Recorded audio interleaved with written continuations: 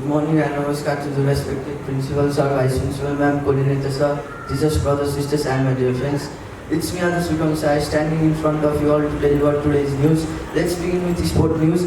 Nepali fighter Susmita Thapamaga has become the first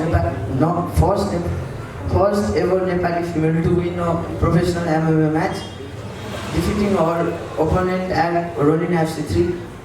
Coming August 28 is the fight of Ravindra Dutt with Kasim Mardos for competing in grand finale of Road to UFC Season 5. Let's begin. Now national news. The government is currently in the process of drafting a revised foreign employment law following discussions with labor agencies. Now let's move to weather forecast. Today's maximum temperature will be 28 degrees Celsius and minimum will be 21 degrees Celsius.